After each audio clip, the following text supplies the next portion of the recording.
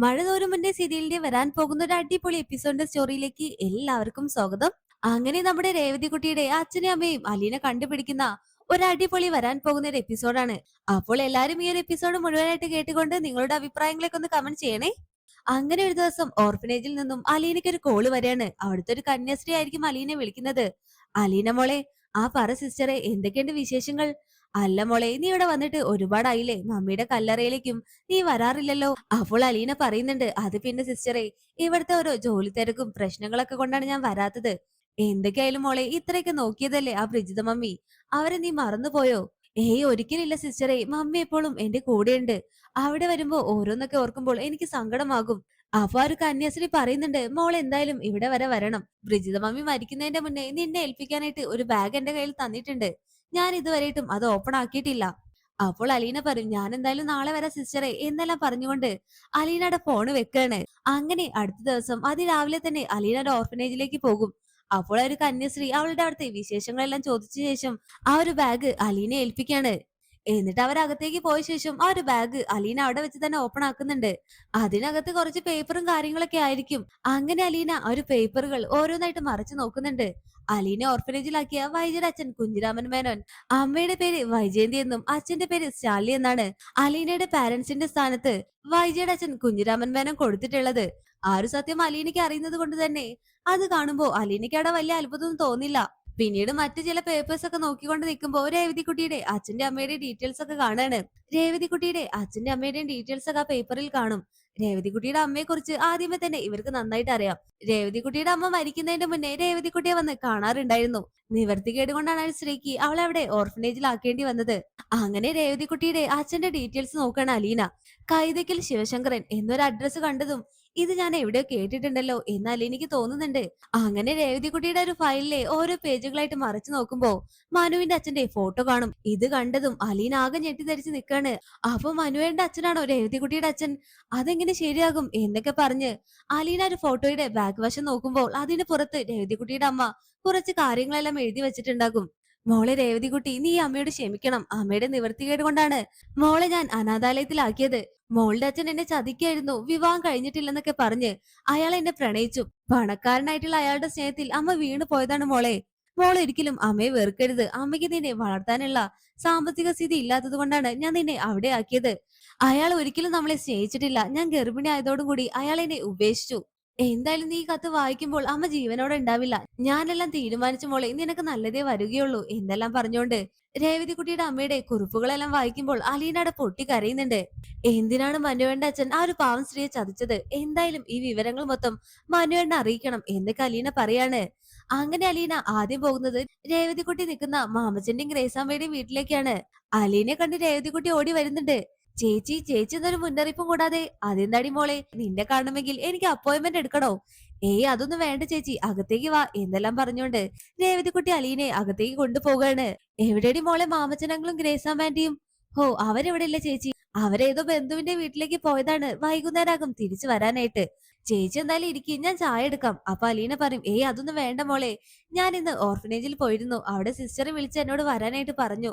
Brijitha mummy മരിക്കുന്നതിന്റെ മുന്നേ കുറച്ച് document എല്ലാം ആ സിസ്റ്ററുടെ അടുത്ത് ഏൽപ്പിച്ചിട്ടുണ്ടായിരുന്നു. ആ ഒരു ഡോക്യുമെന്റ് ഒക്കെ എന്നെ ഏൽപ്പിക്കാൻ വേണ്ടി വിളിച്ചതാണ്. അപ്പൊ രേവതിക്കുട്ടി ചോദിക്കും, എന്ത് ഡോക്യുമെന്റ് ആണ് ചേച്ചി? അത് മോളെ, എന്നെ ഓർഫനേജിലാക്കിയത് എന്റെ മുത്തച്ഛനല്ലായിരുന്നോ? അപ്പോൾ എന്റെ അമ്മയുടെ ഡീറ്റെയിൽസും കാര്യങ്ങളെല്ലാം മുത്തച്ഛൻ അവിടെ കൊടുത്തിട്ടുണ്ടായിരുന്നു. അതിന്റെയൊക്കെ ഓരോ പേപ്പേഴ്സും കാര്യങ്ങളാണ്. ഹോ, അതായിരുന്നു ചേച്ചി. അപ്പോൾ അലീന ചോദിക്കും, മോളെ ഞാനൊരു കാര്യം ചോദിക്കട്ടെ? നിന്റെ അമ്മയെല്ലാം മരിച്ചിട്ടുള്ളൂ, നിന്റെ അച്ഛൻ ഇപ്പോഴും ജീവിച്ചിരിക്കുന്നില്ലേ? നിനക്ക് നിന്റെ അച്ഛനെ കാണാൻ ആഗ്രഹമില്ലേടി? ഹോ, അതെന്താ ചേച്ചി ഇപ്പൊ ഇങ്ങനെ ഒരു ചോദ്യം? ചേച്ചിക്ക് ചേച്ചിയുടെ അച്ഛനും അമ്മയൊക്കെ കിട്ടിയത് കൊണ്ടാണോ? അതല്ലടി മോളെ, നിന്റെ അച്ഛൻ എവിടെയെങ്കിലും ജീവിച്ചിരിപ്പുണ്ടാകില്ലേ? നിനക്ക് പറയാൻ ഒരു അച്ഛൻ ഉണ്ടാകുന്നത് അതൊരു സന്തോഷമായിട്ടുള്ള കാര്യമല്ലേ? ഹാ, അതൊക്കെയാണ്. പക്ഷെ എനിക്ക് അയാളെ കാണാനായിട്ട് ഒരു താല്പര്യമില്ല. അയാള് കാരണായിരിക്കും എന്റെ അമ്മ ആത്മഹത്യ ചെയ്തത്. അല്ലെങ്കിൽ പിന്നെ അയാളൊന്ന് എന്നെ വന്ന് അന്വേഷിക്കുകയെങ്കിലും വേണ്ടേ? അപ്പോൾ അലീന പറയുന്നുണ്ട്, മോളെ രേവതിക്കുട്ടി, നീ പറയുന്ന പോലെ ഒന്നും ആവില്ല. നീ എന്തായാലും നിന്റെ അച്ഛനെ കണ്ടാൽ കെട്ടിപ്പിടിക്കും. നീ എല്ലാ കാര്യങ്ങളായിട്ട് മറന്നോളും. ഹോ, അതിന് ചേച്ചിയല്ലേ ഈ രേവതിക്കുട്ടി എല്ലാം അങ്ങോട്ട് മറന്നു കളയാനായിട്ട്. എനിക്കറിയണം അയാൾ എന്തിനാണ് എന്നെ ഒരു അനാഥയാക്കിയത് എന്ന്. അന്നേരം അലീന പറയും, എന്തായാലും മോളെ, ഞാൻ നിന്റെ അച്ഛനെ കണ്ടുപിടിച്ച് നിന്റെ മുന്നിൽ എത്തിച്ചു തരും. ഹാ, അങ്ങനെ ചേച്ചിക്ക് കണ്ടുപിടിക്കാൻ പറ്റുകയാണെങ്കിൽ ചേച്ചി എന്റെ അച്ഛനെ കണ്ടുപിടിക്ക്. എന്നിട്ട് നമുക്ക് ബാക്കിയൊക്കെ തീരുമാനിക്കാം എന്നൊക്കെ രേവതിക്കുട്ടി പറയാണ്. പിന്നീട് അവരവിടെ കുറച്ച് സംസാരിച്ച ശേഷം അലീന തിരിച്ച് കടപ്പാട്ടൂരിലേക്ക് പോകുന്നുണ്ട്. അങ്ങനെ അലീന വരുമ്പോ ബാലേന്ദ്രൻ ചോദിക്കും, ആ മോളെ, അവിടെ പോയിട്ട് എല്ലാവരെയും കണ്ടോ? ആ കണ്ടു അച്ഛാ. ഇതെന്താ മോളെ നിന്റെ കയ്യിലൊരു ബാഗ്? അത് പിന്നെ അവിടുത്തെ ഒരു സിസ്റ്റർ കുറച്ച് പേപ്പറും കാര്യങ്ങളൊക്കെ എന്നെ ഏൽപ്പിച്ചതാ. ബ്രിജിത മമ്മി മരിക്കുന്നതിന്റെ മുന്നേ പറഞ്ഞിട്ടുണ്ടായിരുന്നു ഈ പേപ്പറും കാര്യങ്ങളൊക്കെ എന്നെ ഏൽപ്പിക്കാനായിട്ട്. അപ്പൊ ബാലേന്ദ്രൻ ചോദിക്കും, അതെന്ത് പേപ്പറാണ് മോളെ? അത് പിന്നെ അച്ഛാ, മുത്തച്ഛൻ വൈജ മാഡത്തിന്റെ അച്ഛൻ എന്നെ അവിടെ ഏൽപ്പിക്കുമ്പോൾ അവിടെ കുറച്ച് ഡീറ്റെയിൽസ് ഒക്കെ കൊടുത്തിട്ടുണ്ടായിരുന്നു. അതിന്റെ കുറച്ച് ഡോക്യുമെന്റ്സ് ആണ്. എന്നാ മോൾ അകത്തേക്ക് പോയിട്ട് കുറച്ചു നേരം റെസ്റ്റ് എടുത്തോ, കുറെ ദൂരം പോയി വന്നതല്ലേ എന്നൊക്കെ പറയുമ്പോ അലീന അകത്തേക്ക് കയറി പോകാണ്. അങ്ങനെ പിന്നീട് കുറച്ച് സമയം കഴിയുമ്പോ മനു അങ്ങോട്ട് വരുന്നുണ്ട്. എടാ മനുവേ, നീ ഇന്ന് ഓഫീസിൽ പോയില്ലേ? ഇല്ല അങ്കിളേ, എനിക്ക് ഒന്ന് രണ്ട് അത്യാവശ്യം ഉണ്ടായിരുന്നു, അതുകൊണ്ട് ഞാൻ ഇന്ന് ലീവ് എടുത്തു. അതല്ല അങ്കിളേ, ഇവിടെ ആരും ഇല്ലേ? ഇല്ലടാ, വൈജയൊക്കെ ബാങ്കിൽ പോയി, പിള്ളേരാണെങ്കിൽ സ്കൂളിലും പോയി. പിന്നെ അലീനയുണ്ട്, അവൾ ഇന്ന് ഓർഫനേജിലൊക്കെ പോയിട്ട് ഇപ്പൊ എത്തിയിട്ടുള്ളൂ. അപ്പൊ മനു പറയും, എന്ന് ഞാൻ അലീന ഒന്ന് കണ്ടിട്ട് വരാം എന്നെല്ലാം പറഞ്ഞോണ്ട് മനു അലീനെ കാണാനായിട്ട് അകത്തേക്ക് പോകും. അപ്പോൾ അലീന അവിടെ ഒരു പേപ്പറും കാര്യങ്ങളൊക്കെ എടുത്തു വെച്ചോണ്ട് വീണ്ടും നോക്കായിരിക്കും. അത് കണ്ട് മനു ചോദിക്കും, താനെന്തോ കാര്യമായിട്ട് നോക്കുകയാണല്ലോ, എന്താടോ അത്? അപ്പോൾ അലീന പറയും, ഒന്നുമില്ല മനുവേട്ടാ, എന്നൊക്കെ ഒരു വിഷമഭാവത്തോടു കൂടി പറയാണ്. അതല്ലല്ലോ, തന്റെ മുഖത്ത് ഒരു വിഷമമുണ്ടല്ലോ. താനിന്ന് ഓർഫനേജിൽ പോയപ്പോ അവിടെ വെച്ച് എന്തെങ്കിലും പ്രശ്നം ഉണ്ടായോ? അപ്പോൾ അലീന പറയും, പ്രശ്നമൊന്നുമില്ല മനുവേട്ടാ എന്നൊക്കെ പറഞ്ഞ് അലീന അവിടെ കുറെ കൊഴിയാൻ നോക്കിയെങ്കിലും മനു വീണ്ടും വീണ്ടും എടുത്തു ചോദിക്കുമ്പോ അലീന സത്യങ്ങൾ മൊത്തം പറയാണ്. ഇന്ന് ഞാൻ ഓർഫനേജിൽ പോയത് അവിടെയുള്ള സിസ്റ്റർ വിളിച്ചിട്ടാണ്. ബ്രിജിത മമ്മി മരിക്കുന്നതിന്റെ മുന്നേ കുറച്ച് ഫയലുകളെല്ലാം അവിടെ ഏൽപ്പിച്ചിട്ടുണ്ടായിരുന്നു. എനിക്ക് കുറച്ച് പക്വതയൊക്കെ ആവുമ്പോൾ എന്നെ ഏൽപ്പിക്കാനായിട്ട്. അപ്പൊ മനു ചോദിക്കും, അതെന്ത് ഫയലാണ്? അന്നേരം അലീന പറയുന്നുണ്ട്, അത് മനുവേട്ടാ, മുത്തശ്ശൻ എന്നെ അവിടെ ആക്കുമ്പോൾ ഇവിടത്തെ ഡീറ്റെയിൽസും കാര്യങ്ങളൊക്കെ കൊടുത്തിട്ടുണ്ടായിരുന്നു. അങ്ങനെ കുറച്ച് പേപ്പേഴ്സും പിന്നെ രേവതിക്കുട്ടിയുടെ അച്ഛന്റെ കുറച്ച് ഡീറ്റെയിൽസ് ഒക്കെ ഉണ്ടായിരുന്നു. അതാണോ? അതൊരു നല്ല കാര്യല്ലേടോ. നിനക്ക് നിന്റെ വീട്ടുകാരെ കിട്ടിയ സ്ഥിതിക്ക് നിന്റെ അനിയത്തിക്കും അവളുടെ അച്ഛനും അമ്മയ്ക്ക് കിട്ടട്ടെടോ. അതൊരു നല്ല കാര്യല്ലേ? അതിനാണോ നീ ഇങ്ങനെ സങ്കടപ്പെട്ടിരിക്കുന്നത്? അല്ല മനുവേട്ട, അവൾക്ക് അമ്മയില്ല. അവളുടെ അമ്മ മരിച്ചു പോയതാണ്. പക്ഷെ അവളുടെ അച്ഛൻ അയാൾ ഇപ്പോഴും ജീവിച്ചിരിപ്പുണ്ട്. അത് മനുവേട്ടനൊക്കെ അറിയുന്ന ഒരാള് തന്നെയാണ്. എനിക്കറിയുന്ന ആളോ? അതാരാണ്? അപ്പോൾ അലീന പറയാണ്, രേവതിക്കുട്ടിയുടെ അച്ഛൻ മനുവേട്ടന്റെ അച്ഛൻ തന്നെയാണ്. ഇത് കേട്ടതും മനോട് ആകെ ഞെട്ടി നിൽക്കുന്നുണ്ട്. എന്താ അലീന നീ പറഞ്ഞത്? എന്റെ അച്ഛൻ തന്നെയാണ് രേവതിക്കുട്ടിയുടെ അച്ഛനെന്നോ? അതെങ്ങനെ ശരിയാകും? അപ്പോൾ അലീന ബ്രിജിത മമ്മി ഏൽപ്പിച്ച ആ ഒരു ഫയലും രേവതിക്കുട്ടിയുടെ എല്ലാ ഡീറ്റെയിൽസും അവളുടെ അമ്മ എഴുതിയ ലെറ്ററൊക്കെ മനുവിനെ കാണിക്കാണ്. അതൊക്കെ വായിക്കുമ്പോൾ ഒരു നിമിഷം മനുവിന്റെ കണ്ണു നിറഞ്ഞു പോകും. അങ്ങനെ അലീന പറയുന്നുണ്ട്, മനുവേട്ടാ, എന്റെ അനിയത്തി രേവതിക്കുട്ടിക്ക് ഞാൻ വാക്ക് കൊടുത്തു അവളുടെ അച്ഛനെ അവളുടെ മുന്നിൽ കൊണ്ടുപോയി നിർത്തുമെന്ന് പറഞ്ഞിട്ട്. അതിന്റെ മുന്നേ എനിക്ക് മനുവേണ്ട അച്ഛനെ കണ്ട് കുറച്ച് കാര്യങ്ങളൊക്കെ സംസാരിക്കാനുണ്ട്. എനിക്ക് അങ്കിളിനോട് പറയണം രേവതിക്കുട്ടി അങ്കിളിന്റെ മകളാണെന്ന്. ഇത് കേട്ടതും ചങ്ക് തകർന്നുകൊണ്ട് മനു പറയുന്നുണ്ട്, അലീന, നീ പറഞ്ഞത് എനിക്ക് അങ്ങ് ഉൾക്കൊള്ളാൻ പറ്റുന്നില്ല. എന്റെ തല വെട്ടിപ്പൊളിക്കുന്ന പോലെ. അന്നേരം അലീന പറയും, സത്യം ഇതാണ് മനുവേട്ട, രേവതിക്കുട്ടി മനുവേണ്ട അനിയത്തിയാണ്. മനുവേണ്ട അച്ഛനൊരു അബദ്ധം പറ്റിയതായിരിക്കും. എന്തായാലും എനിക്ക് മനുവേണ്ട അച്ഛനോട് സംസാരിക്കണം. മനുവേട്ടൻ അച്ഛന്റെ നമ്പർ ഒന്ന് തരൂ എന്തെല്ലാം ചോദിക്കുമ്പോ മനോടെ അലീനയ്ക്ക് ശിവശങ്കറിന്റെ നമ്പർ കൊടുക്കാണ്.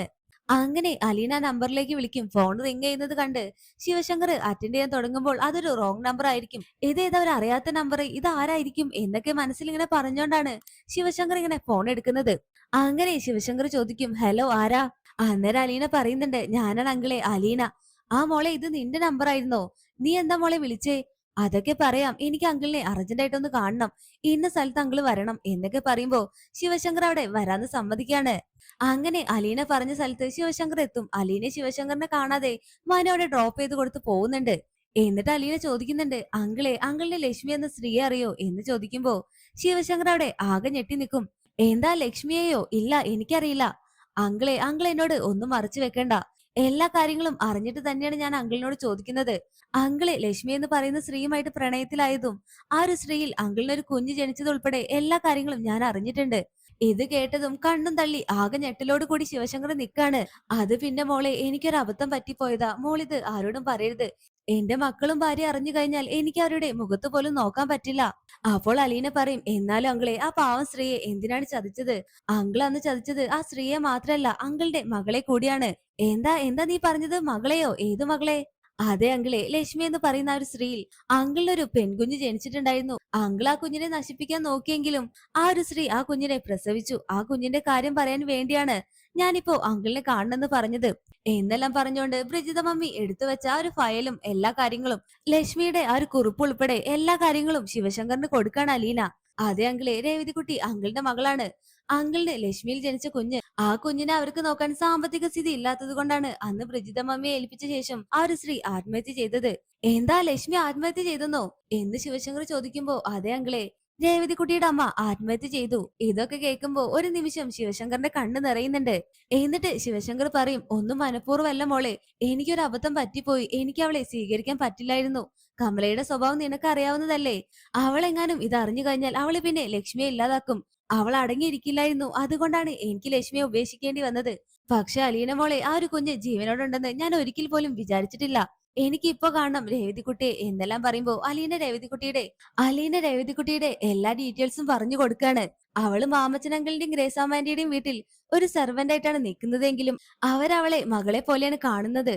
അപ്പൊ ശിവശങ്കർ പറയുന്നുണ്ട്, അവരെങ്ങനെ വേണമെങ്കിലും കണ്ടോട്ടെ, എനിക്ക് എന്റെ മകളെ കാണണം എന്നെല്ലാം പറയുമ്പോ അലീന പറയുന്നുണ്ട്, അവള് നിങ്ങളെ ഒരിക്കലും അംഗീകരിക്കില്ല. അവളുടെ അമ്മയെ ചതിച്ച ഒരാളായിട്ടേ അവള് നിങ്ങളെ കാണുകയുള്ളൂ. അവളുടെ ഉള്ളിൽ നിങ്ങളോട് ഇപ്പൊ വെറുപ്പ് മാത്രാണ് എന്നൊക്കെ അലീന പറയുമ്പോ ശിവശങ്കർ പറയുന്നുണ്ട്, അവൾ എന്നെ വെറുത്തോട്ടെ, എന്നാലും എനിക്ക് കുഴപ്പമില്ല. അവളെ ഇനി അനാഥയല്ല, അവൾക്ക് ഞാനുണ്ട്. ഞാൻ എന്തായാലും അവളെ എന്റെ വീട്ടിലേക്ക് കൊണ്ടുവരും. അതെങ്ങനെ ശരിയാകും മകളെ, ആന്റി സമ്മതിക്കില്ലല്ലോ. അതൊക്കെ ഞാൻ നോക്കിക്കോളാം എന്നെല്ലാം പറയുമ്പോ അലീന ശിവശങ്കറിനെയും കൂട്ടി രേവതികുട്ടി നിൽക്കുന്ന മാമച്ചന്റെയും ഗ്രേസാമ്മയുടെയും വീട്ടിലേക്ക് പോവാണ്. അതിന്റെ മുന്നേ തന്നെ തന്റെ കുഞ്ഞനിയത്തിയെ കാണാനായിട്ട് മനു അവിടെ എത്തുന്നുണ്ട്. മനുവിനെ കണ്ട് രേവതികുട്ടി പറയും, ഹാ, ആരിത്, മനുവേണ്ണോ, വാ അകത്തേക്ക് വാ എന്നെല്ലാം പറയുമ്പോ മനു അകത്തേക്ക് കയറും. എന്നിട്ട് രേവതികുട്ടി ചോദിക്കും, എന്തൊക്കെയുണ്ട് മനുവേട്ടാ അവിടുത്തെ വിശേഷങ്ങൾ എന്നൊക്കെ ചോദിക്കുമ്പോ മനു നിറ കണ്ണുകളോടെ രേവതികുട്ടിയെ തന്നെ നോക്കി നിൽക്കും. എന്തു പറ്റി മനുവേട്ടാ, മനുവേട്ടൻ എന്തിനാ കരയുന്നേ എന്നൊക്കെ ചോദിക്കുമ്പോ അലീന ശിവശങ്കറിനെയും കൂട്ടി അങ്ങോട്ട് വരുന്നുണ്ട്. നോക്ക് ചേച്ചി, മനുവേട്ടൻ കരയുന്നു. അപ്പൊ മനു രേവതികുട്ടിയെ ചേർത്ത് പിടിച്ചോണ്ട് മൂർത്താവിൽ ഒരു ഉമ്മ കൊടുക്കാണ്. എന്താ ചേട്ടാ, എന്താ പറ്റിയത് ചേച്ചി, എനിക്കൊന്നും മനസ്സിലാവുന്നില്ലല്ലോ. അതാരാ ചേച്ചി എന്നൊക്കെ ചോദിക്കുമ്പോ അലീന പറയുന്നുണ്ട്, ഇത് മനുവേണ്ട അച്ഛനാ എന്നെല്ലാം പറയുമ്പോ നിറ കണ്ണുകളോട് കൂടി ശിവശങ്കർ രേവതികുട്ടിയെ കെട്ടിപ്പിടിച്ച് കരയുന്നുണ്ട്. ഇതൊക്കെ കാണുമ്പോ രേവതികുട്ടിക്ക് അങ്ങോട്ടൊന്നും മനസ്സിലാവുന്നില്ല. അപ്പോൾ അലീന പറയും, മോളെ, ഇത് നിന്റെ അച്ഛനാണ്, ഞാൻ നിന്നോട് പറഞ്ഞിട്ടില്ലേ നിന്റെ അച്ഛനെ ഞാൻ കണ്ടുപിടിക്കുമെന്ന്. അതേ മോളെ, ഞാൻ കണ്ടുപിടിച്ചു, മനുവേണ്ട അച്ഛൻ തന്നെയാണ് മോളുടെ അച്ഛൻ. ഇത് കേട്ടതും രേവതികുട്ടി അവിടെ ആകെ ഞെട്ടി നിൽക്കാണ്. തന്റെ അച്ഛനെ കണ്ട ദേഷ്യപ്പെടുമെന്നൊക്കെ പറഞ്ഞ രേവതികുട്ടി സത്യങ്ങളെല്ലാം അറിഞ്ഞപ്പോ ശിവശങ്കറിനെ കെട്ടിപ്പിടിച്ച് കരയുന്നുണ്ട്. എന്നിട്ട് അലീന ബ്രിജിതമ്മ ഏൽപ്പിച്ച ആ ഒരു ഫയല് രേവതികുട്ടിയെ കാണിക്കാണ്. അതൊക്കെ കണ്ട ശേഷം രേവതികുട്ടി അവിടെ പൊട്ടി കരയുന്നുണ്ട്. അന്നേരം ശിവശങ്കർ പറയും, വാ മോളെ, നമുക്ക് നമ്മുടെ വീട്ടിലേക്ക് പോകാം. നീ ഇനി അനാഥയല്ല, നിനക്ക് ഈ അച്ഛനുണ്ട് എന്നൊക്കെ പറയുമ്പോ രേവതികുട്ടി ചോദിക്കും, എങ്ങോട്ട് എങ്ങോട്ട് ഞാൻ വരാനാ, ഞാൻ എങ്ങോട്ടും വരുന്നില്ല. എന്നിട്ട് നിങ്ങളുടെ കുടുംബം കൂടി തകരുന്നത് ഞാൻ കണ്ടു നിൽക്കണോ. അപ്പൊ ശിവശങ്കർ പറയും, ഇല്ല മോളെ, കമലെ ഞാൻ കാര്യങ്ങളെല്ലാം പറഞ്ഞ് മനസ്സിലാക്കിക്കോളാം എന്നെല്ലാം പറയുന്നുണ്ടെങ്കിലും രേവതികുട്ടി അവരുടെ കൂടെ പോകാൻ തയ്യാറാവുന്നില്ല. ഞാൻ എന്റെ മാമച്ചനങ്ങളുടെയും ഗ്രേസാമാന്റിയുടെയും കൂടെ നിന്നോളാം എന്നൊക്കെ പറഞ്ഞോണ്ട് അവൾ അങ്ങ് അകത്തേക്ക് കയറി പോവാണ്. അന്നേരം മനു പറയുന്നുണ്ട്, അച്ഛാ, എടുത്തു ചാടികൊണ്ട് അവളെ ഇപ്പൊ അങ്ങോട്ട് കൊണ്ടുപോകാൻ പറ്റില്ല, എല്ലാത്തിനും നമുക്ക് വഴിയുണ്ടാക്കാം എന്നെല്ലാം പറഞ്ഞോണ്ട് മനുവോടെ ശിവശങ്കറിനെ സമാധാനിപ്പിക്കാണ്. എന്തായാലും രേവതികുട്ടി തന്റെ അച്ഛനെ തിരിച്ചറിഞ്ഞു. അതുപോലെ നമ്മുടെ രോഹിത്ത് രേവതികുട്ടിയെ വിവാഹം ചെയ്യുന്നുണ്ട്. സംഭവ ബഹുലമായിട്ടുള്ള അടിപൊളി എപ്പിസോഡുകളാണ് ഇനി വരാനിരിക്കുന്നത്. അപ്പോൾ ഈ റിവ്യൂ ഇഷ്ടമായാൽ വീഡിയോ ലൈക്ക് ചെയ്യാനും ചാനൽ സബ്സ്ക്രൈബ് ചെയ്യാനും മറക്കല്ലേ ഫ്രണ്ട്സ്.